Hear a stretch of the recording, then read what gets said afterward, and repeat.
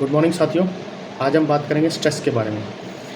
जैसा कि हम सबको पता है, स्ट्रेस आज एक गंभीर बीमारी बन गई है और मैं इसमें बहुत ज़्यादा डिटेल में नहीं जाऊंगा। स्ट्रेस क्या होता है, क्यों होता है, इसके लिए आप मेरे से ज़्यादा बेहतर अच्छे से जानते हैं।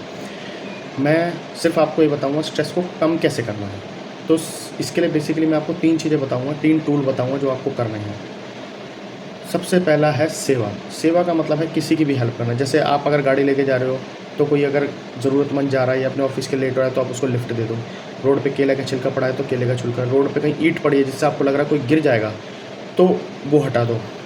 किसी की आत्मा से, अंदर से, सोल से दुआएं लेना। जैसे फॉर एग्जांपल आपने मुझे एक पेन दिया, मैंने बोला थैंक यू। और अगर आप एक लेटर लिख रहे हो किसी को जो कि बहुत इंपॉर्टेंट है, मैंने आपको जब पेन दिया और आपने बोला थैंक यू, तो उन दोनों थैंक यू में बहुत फ़र्क होगा।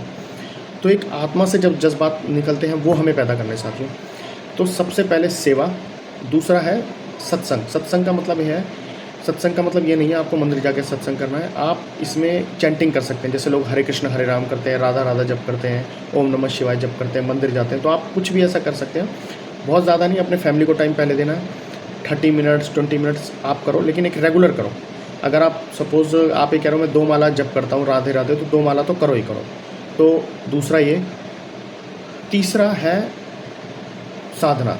साधना का मतलब है योगा, मेडिटेशन, प्राणायाम, एक्सरसाइज। सुबह उठते ही आप जॉगिंग कर सकते हो। आप साथियों एक बार ये देखो, आप जॉगिंग करो हाफ एन आवर, या फिर सुबह कोई भी क्रिया कर लो। क्रिया मतलब प्राणायाम कर लो, योगा कर लो। आप हाफ एन आवर करने के बाद अगले दिन देखना, उसी दिन आपका दिन कितना अच्छा जाता है, कितना एक्टिव रहते हो आप, कितनी प्रॉब्लम आती है आप उसको झेल जाते हो। तो साथियों सबसे इम्पॉर्टेंट है इसमें